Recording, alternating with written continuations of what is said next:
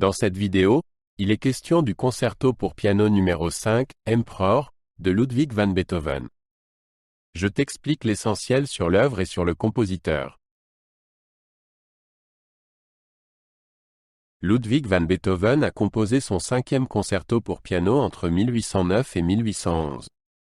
C'était une période difficile pour le compositeur, car Vienne était occupée par les troupes françaises. Beethoven souffrait du bruit de la guerre et se retirait dans la cave pour travailler. Le concerto a été composé parallèlement à d'autres œuvres importantes comme la musique pour Egmont, de Goethe. Ce fut le dernier concerto pour piano que Beethoven écrivit. Le concerto pour piano numéro 5 porte le surnom d'Emperor, ce qui signifie « empereur » en allemand. Ce nom n'est cependant pas de Beethoven lui-même, mais a été donné à l'œuvre plus tard. Un éditeur de musique anglais aurait choisi ce titre parce qu'il trouvait le concerto particulièrement majestueux. En Allemagne, l'œuvre est également connue sous le nom de « Concerto de l'Empereur ». Ce nom a perduré jusqu'à aujourd'hui, bien qu'il ne corresponde pas à l'intention de Beethoven. La première représentation publique du concerto pour piano numéro 5 eut lieu le 28 novembre 1811 à Leipzig. Le pianiste Friedrich Schneider y joua la partie soliste. Beethoven lui-même ne put être présent lors de la première. Le concerto ne fut joué pour la première fois à Vienne que le 12 février 1812. Le pianiste était l'élève de Beethoven, Karl Czerny. Le public fut enthousiasmé par cette nouvelle œuvre. Le premier mouvement du concerto commence de manière inhabituelle par un solo de piano. 3 accords puissants alternent avec des courses virtuoses. L'orchestre entre ensuite en scène avec le thème principal. Par la suite, un dialogue animé se développe entre le piano et l'orchestre. Le mouvement est plein d'énergie et de force. Il contient de nombreux passages techniquement exigeants pour le pianiste. Il se termine par une longue cadence en solo du piano.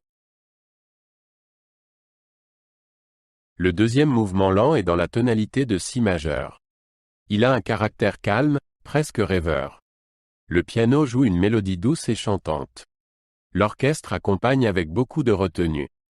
Au milieu du mouvement, il y a un passage plus mouvementé. Ensuite, le calme revient. Le mouvement se termine doucement et s'évanouit. Il montre la capacité de Beethoven à écrire une musique expressive et sensible.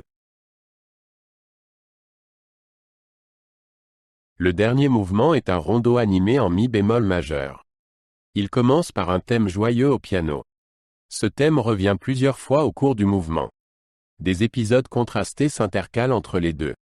Le mouvement est très virtuose et exige beaucoup du pianiste. Le piano et l'orchestre entretiennent un dialogue animé. Vers la fin, la musique s'intensifie jusqu'à une conclusion triomphale. Le mouvement montre l'humour de Beethoven et sa maîtrise technique. Le 5e concerto pour piano est le plus long et le plus exigeant techniquement de Beethoven. Il exploite toute la tessiture du piano de l'époque. Beethoven utilise l'instrument avec une grande virtuosité. L'orchestre joue un rôle plus important que dans les concertos précédents. Beethoven expérimente de nouvelles tournures harmoniques. L'œuvre montre clairement des éléments de son style héroïque tardif. Elle est considérée comme l'apogée de la forme concertante classique. Avec le 5e concerto pour piano, Beethoven a consolidé sa réputation de compositeur de premier plan de son époque. L'œuvre devint rapidement populaire et fut souvent jouée. Elle a influencé les compositeurs suivants tels que Brahms et Liszt. Pour Beethoven lui-même, il s'agissait du couronnement de son travail sur les concertos pour piano. Il prouva qu'il maîtrisait parfaitement la forme classique et qu'il pouvait en même temps la renouveler. Le concerto contribua à asseoir la renommée internationale de Beethoven. Le 5e concerto pour piano de Beethoven fait aujourd'hui partie du répertoire standard de tous les grands pianistes. Il est régulièrement joué dans les salles de concert du monde entier. De nombreux interprètes célèbres ont enregistré l'œuvre sur des supports sonores. Le concerto joue un rôle important dans l'enseignement musical. Il est souvent exigé lors des concours et des examens d'entrée. Aujourd'hui encore, L'œuvre fascine par sa force d'expression et sa brillance technique. Il est considéré comme l'un des plus importants concertos pour piano.